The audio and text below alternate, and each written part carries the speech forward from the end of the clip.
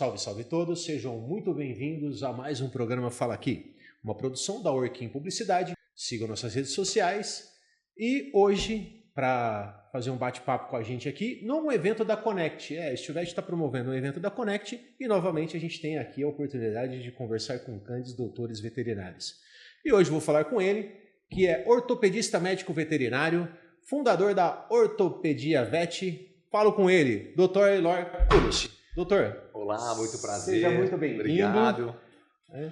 Doutor, para a gente começar o nosso bate-papo, para quem ainda não te conhece, vou pedir para você fazer um breve relato da tua carreira. Pode falar um pouquinho para a gente ótimo. aí. Bom, eu me formei em médico veterinário em 2002. A partir disso, eu fiz residência. Já fiz uma especialização, minha primeira especialização em ortopedia e cirurgia de tecidos moles em 2002.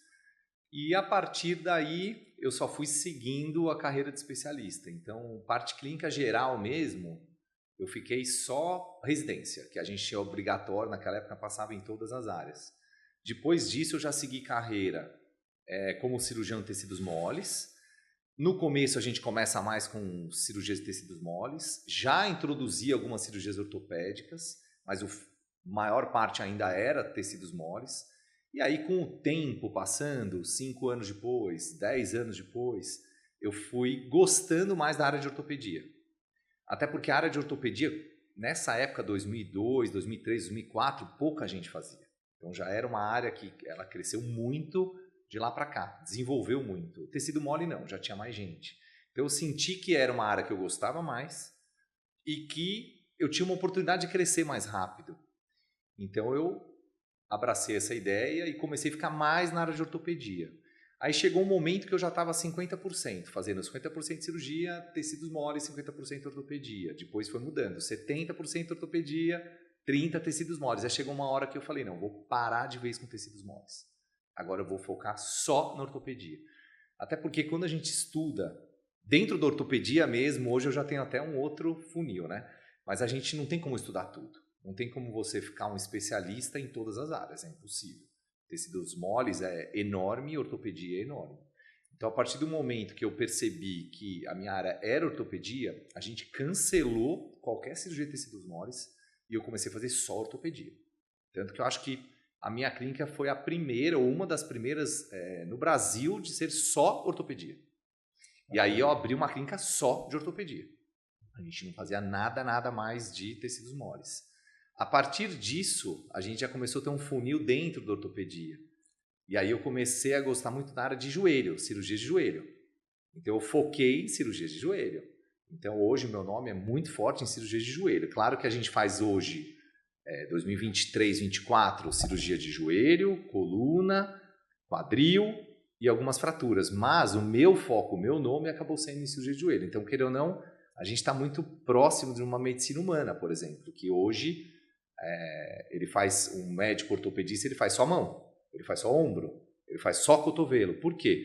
Porque eu acho que quanto mais você foca em uma área, por exemplo, um ombro, um quadril, um joelho, você fica mais especializado naquilo. Você estuda só aquilo, você opera só aquilo e você vai ficando cada vez mais experiente naquilo. Então, a área da ortopedia veterinária já está tendo esse funil. Então, a gente já tem grandes nomes só em coluna, grandes nomes só em joelho, grandes nomes só em quadril, grandes nomes, e assim vai, outros de cotovelo. Então tá tendo esse funil. É interessante, né? Porque ela tá indo até, lógico, a gente está muito longe de uma medicina humana na tecnologia, mas a gente está seguindo. Então isso para mim esses últimos 15 anos, eu acho que a medicina veterinária mudou muito, muito, muito. Não tem mais aquele que faz tudo, né? Então, eu acho que isso foi bem interessante. E aí, com isso, a gente teve um crescimento na área ortopédica muito grande. E foi isso, né? Minha carreira foi crescendo e hoje eu tenho uma clínica que só faz ortopedia. Claro que nós somos em 3 ortopedistas, a gente faz tudo, desde fratura até coluna, até todos os tipos, né, de cirurgia. Mas ainda me vem muita gente do Brasil inteiro para operar joelho comigo. Então... é interessante, né? Mudou bastante. Como que foi para você? Como que começou a veterinária?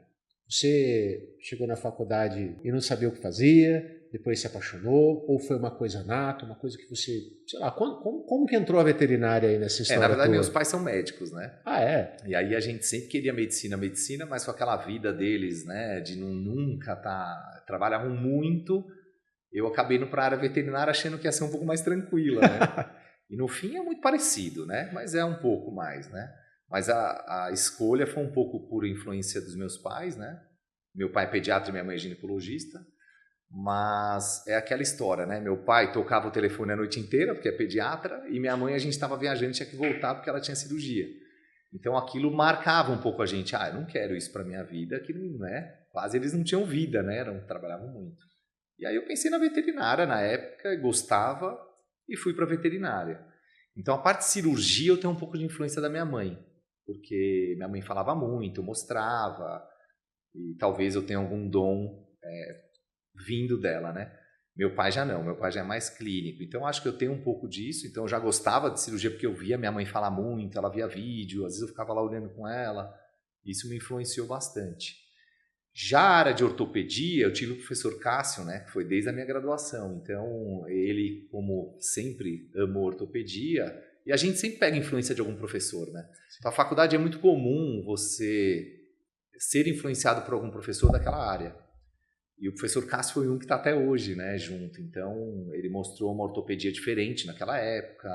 Ele mudou mesmo a ortopedia no Brasil, né? Foi evoluindo. Então, eu fiz a graduação com ele e fiz mais 3 especializações com ele, né?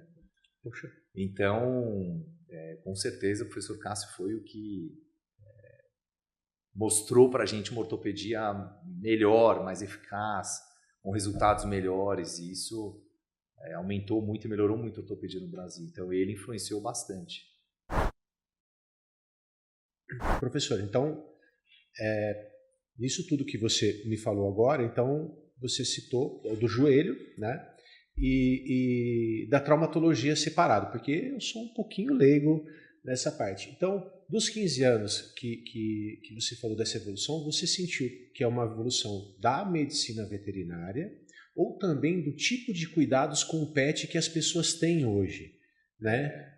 Porque a longevidade dele é maior, então assim, quando você me falou joelho, eu pensei em traumatologia, mas não é, né? São coisas relacionadas a uma disfunção do bichinho ou mesmo pelo envelhecimento que agora eles têm uma longevidade maior? Boa pergunta. Tem vários pontos, né? Vários pontos, se a gente unir, levam a alguns tipos de lesão.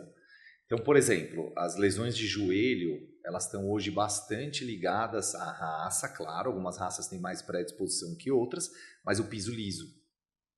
Então, pequenos traumas de piso liso. Hoje em dia ninguém mais tem carpete, ninguém mais tem. Os pisos viraram de uma hora para outra para porcelanato. Sim. São Paulo, por exemplo, onde eu estou, cidade, a maioria é apartamento. E mesmo casa, o pet não fica mais tão fora da casa.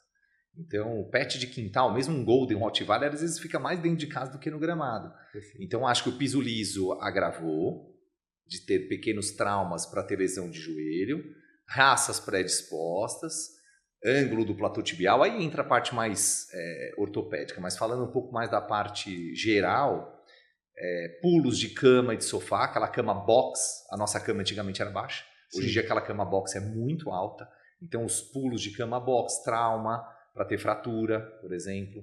E acabou muito aquele pet que fica solto na rua, né? Então, por exemplo, atropelamento diminuiu muito, porque as pessoas já não deixam mais. Aí vai mais para o interior, que já não é mais a nossa casuística. Outra coisa interessante é que o trauma vai mais para a universidade. Agora, por que a gente não sabe? Então, na clínica particular, vem mais cirurgias articulares e os traumas vão mais para as universidades. Como em São Paulo a gente tem muita universidade, tem essa diferença bem grande, né? Então, mas cada vez mais as cirurgias articulares elas estão aparecendo porque também aumentaram os diagnósticos. Então, a gente tem um diagnóstico mais preciso hoje em dia, que é o que a gente não tinha antigamente. Então, de anos para cá, a gente tem mais aparelho de tomografia, mais aparelhos disponíveis de ressonância, com valores menores. Antes era muito mais caro. Então, acho que a evolução, tanto na parte de diagnóstico, junto com o aumento de especialistas, a gente conseguiu ter uma diferença maior agora nas patologias, na minha opinião, né? Então, acho que é isso, é um conjunto, mas é interessante. É porque, às vezes, a universidade não faz quase nada articular e faz muito trauma. E nós, do particular, a gente faz muito articular e pouco trauma. Então, tem essa diferença grande aí. Que é bom, né? Porque Sim. divide o público, né? Sim, perfeito. Bom, hoje você realiza muitas cirurgias, né? Quanto você me diria assim que a tua clínica hoje, quantos pacientes vocês atendem, quantas cirurgias vocês realizam? Atendimento são muitos. Eu acho que a gente faz hoje, deixa eu fazer as contas aqui, acho que umas 10, 15, às vezes 20 consultas por dia e cirurgia de 2 a 6 cirurgias por dia. Aí depende, né, da época. Sim, claro. Mas em média é isso, de 2 a 2 normalmente é a média normal, né? Sim. Sempre 2 tem. Mas às vezes acumula muito caso junto, a gente acaba fazendo 5, 6. Como eu tenho 2 blocos cirúrgicos hoje em dia, a gente consegue fazer cirurgias concomitantes, né? Então, se eu fizer 4, são 2 de manhã e 2 à tarde. Aí às vezes tem cirurgias menores, é que as nossas cirurgias são grandes, né? Então são cirurgias que demoram para a gente preparar. A cirurgia mesmo em si não é tão longa, algumas sim. As da parte da manhã são mais curtas, as de tarde são mais longas. Mas se forem cirurgias mais curtas, a gente consegue fazer 6. Se forem cirurgias longas, já não dá. Aí é no máximo 2, 3. Então depende muito de qual cirurgia que a gente tem. Então, e hoje a gente, como nós somos em 3, a gente tem que fazer a distribuição logística do dia. Se a gente tem 2 cirurgias, eu vou para uma, a doutora Camila vai para outra, o doutor Felipe vai para outra, e tem que ter um dos 2 revezando no atendimento. Então a gente tem muita consulta nova, retorno e pós-operatório de raio-x, que todos a gente pede 30 dias, 60, 90, 120. Então, com esse acúmulo de cirurgia, a gente tem muito retorno de pós-operatório, né? Então, sempre são 2 ortos dentro do bloco, um atendendo, e assim vai indo. E quem sabe a minha meta é ter mais ortopedistas trabalhando comigo, né? E o que você diria para, por exemplo, para formandos, para até veterinários que já atuam, sendo aí um palestrante da O, fazendo parte de curso, estava lá no simpósio, o que você fala para uma pessoa que está assim, poxa, será que eu faço, será que eu não faço? O que você diria aí o que a pessoa vai ganhar? Eu acho que primeiro, na área da medicina veterinária, tem um leque muito grande de escolha, né? Primeiro tem que encontrar o que você gosta de fazer. E segundo, você tem que encontrar se aquilo realmente você tem um dom para aquilo. Porque tem muita área dentro da ortopedia mesmo, né? A gente não precisa ser cirurgião, você pode ser professor. Tem professor que não mexe com área cirúrgica, ele fica só na área que a gente pode dizer de área científica. Então, só fazendo trabalho publicado, área mais teórica, né? Então, a ortopedia também tem um leque muito grande, né? Então, tem áreas que a gente pode pensar só quadril, só joelho, só coluna, ou ir para uma área de neuro, por exemplo, que está muito próxima da ortopedia.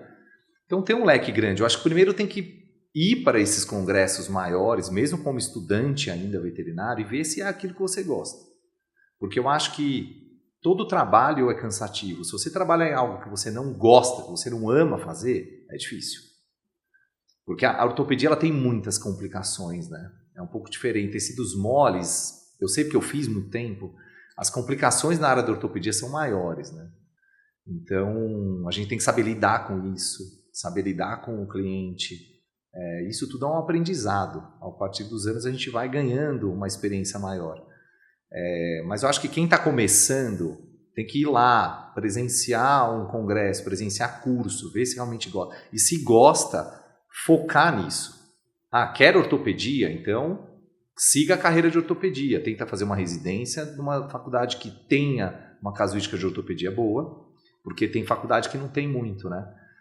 Dali você pode ir para uma pós-graduação, dali você pode ir para o mestrado, pode ir para um doutorado, pode ir para os cursos da O, e pegar esses eventos menores, como o de hoje que a gente está fazendo aqui na Stilvet. Então, tudo isso a gente vai agregando experiência e vendo se realmente é aquilo que você gosta. E se é o que gosta, tem que seguir os passos. Então, tem que começar da parte dos princípios da ortopedia até chegar nos níveis mais altos. Então, é muito legal. É um caminho longo, mas eu sou suspeito para falar. Maravilha. ainda já falando dessa questão das cirurgias e das especialidades, vamos falar um pouquinho de implante agora. Qual que é assim a qualidade do implante? Qual a importância dele numa cirurgia, por exemplo? Então, primeiro, é o que eu sempre digo para os outros, né? A gente tem que saber primeiro os princípios da técnica cirúrgica e, ao mesmo tempo, saber o que eu preciso no implante para aquele princípio da técnica cirúrgica. Então, é importantíssimo o implante, com certeza. Primeiro, você tem que ter confiabilidade no implante. Porque se a gente está, a partir do momento que a gente está usando aquele implante, passando para o tutor, né? Que aquele implante vai dar certo, você tem que confiar naquele implante. Então, o que eu sempre digo você tem que ver se aquele implante realmente é o que você precisa para aquela técnica cirúrgica ou para a sua rotina. Se aquele implante te traz uma confiabilidade de praticamente 100%, é claro que tudo pode, né? Nada é matemática na medicina, mas com certeza a qualidade do material influencia muito. Então, muitas vezes, existem cirurgias que a gente tem que ter, aquele implante ele vai receber 100% da carga de apoio daquele membro. Então, quer dizer, se a gente usa um implante que você não confia ou que não aguenta aquilo que você espera que aguente, ele vai falhar. E aí, se falha, a gente já começa a ter revisões que já não é bom. Então, o tutor fica insatisfeito, a gente fica insatisfeito, porque ninguém gosta de revisar a cirurgia. Então, é um conjunto que a gente tem que tomar cuidado, né? Então, o implante ser de boa qualidade, com certeza influencia, digamos que 100% na sua cirurgia, né? Então, por isso que a gente tem que buscar implantes que a gente sabe que tem qualidade. Saber se aquele implante tem estudos em relação a ele. Saber quem já usa aquele implante, quem não usa. De onde vem o material, que seja aço, que seja titânio. Se é um material de boa qualidade.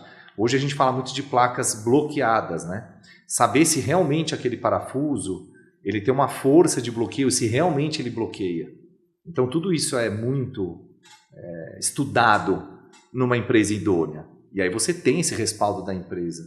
Então E tem muita, né? Hoje em dia a gente tem muita empresa, né? Então a gente acaba ou pelo menos seguindo alguém que já usa aquele implante por um bom tempo, ou seguindo uma pessoa que entende bastante de implante, sabe que aquele implante é bom, ou pegando os trabalhos publicados em relação àquele implante. Então tem uma série de formas de você ter uma confiabilidade naquele implante, mesmo que ele seja novo, né? É importante, com certeza. O implante de baixa qualidade ele pode falhar a sua cirurgia e você começar a ter problemas gravíssimos. Chegar até, por exemplo, 1, 2, 3, 4, 5 revisões, e se você não perceber que o problema está no implante, claro que pode ter problema com a técnica cirúrgica, que leva a uma amputação do membro, por exemplo, que aí é gravíssimo, né? Então eu acho que sim, com certeza. Como eu vim da escola do Cássio, o professor Cássio, ele sempre preconizou muito usar implantes bons, né? Então eu já venho isso desde do meu berço da ortopedia, de ver se o implante realmente é bom ou não. Não é só se aquele implante vai servir para a técnica que você está aplicando, e sim ele tem um pós-operatório, ele tem uma durabilidade, né? Exato. Hoje em dia a gente sabe que os PETs hoje estão vivendo muito mais. A gente faz uma cirurgia num PET de 6, 7 meses de idade e ele vai ficar com aquele implante que depende da região, a gente pede para remover mesmo, mas tem implante que a gente não remove. Então a gente deixa lá até 15, 16 anos de idade, né? Então não pode ter oxidação, não pode tirar a carga do osso e a gente ter o que a gente fala de stress protection.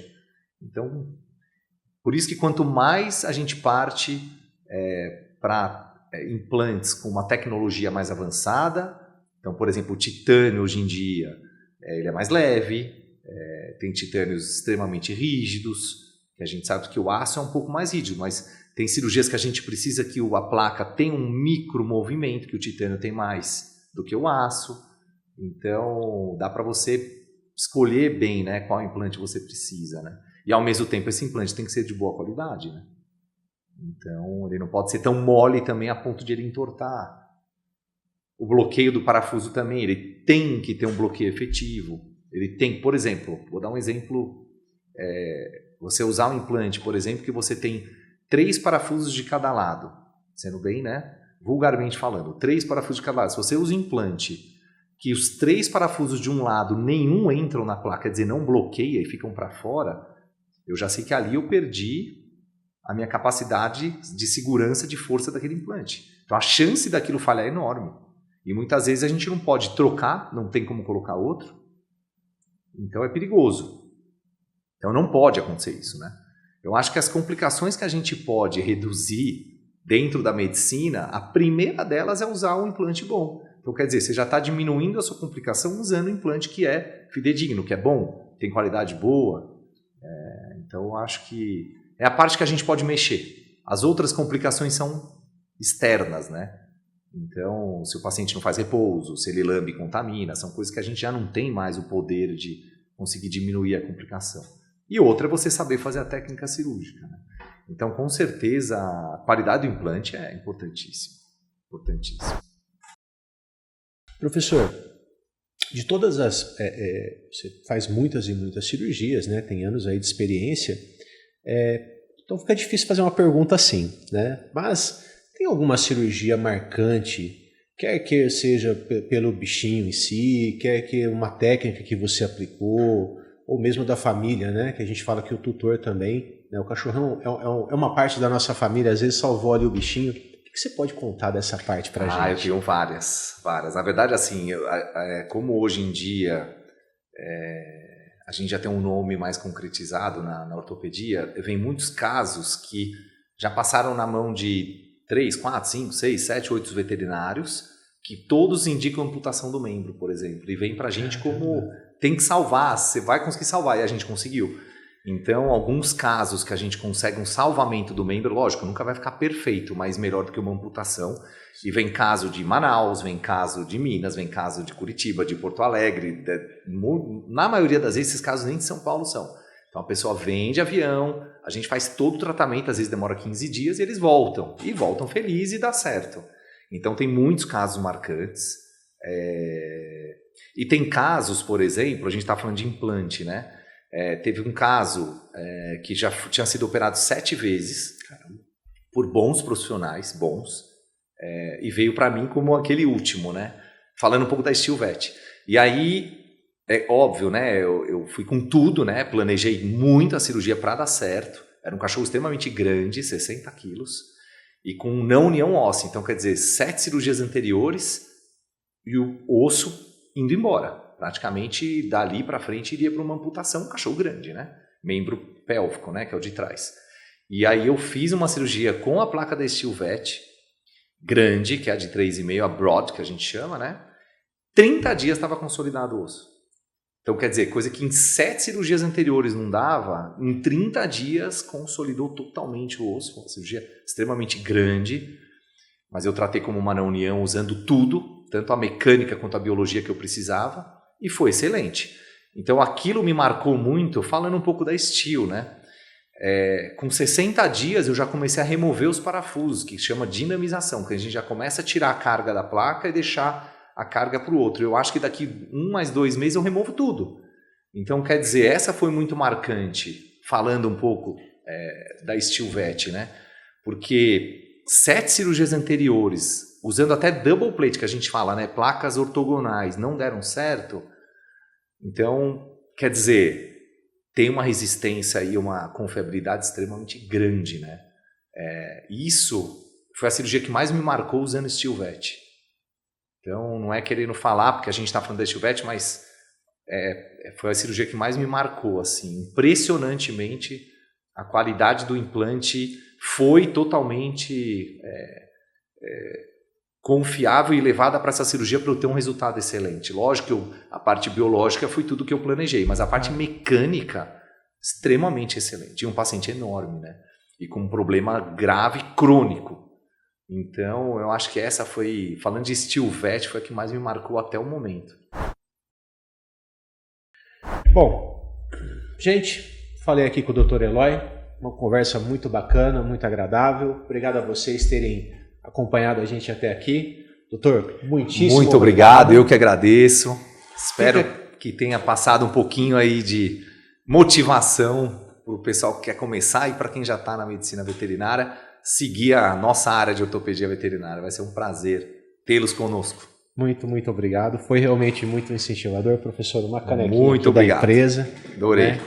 Foi muito legal receber aqui. E outras oportunidades aí que a gente se esbarra. Com certeza. Obrigado. Um papo. Muito obrigado. Tchau, tchau. Ficamos por aí, gente.